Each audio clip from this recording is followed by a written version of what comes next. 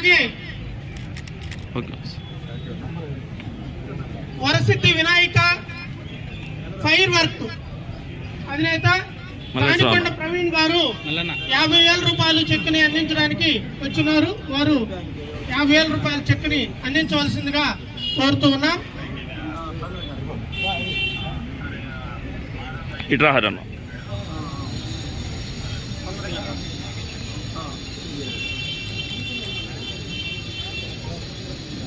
అలాగే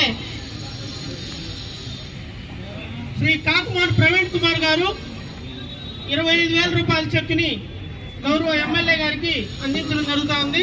వారికి ధన్యవాదాలు.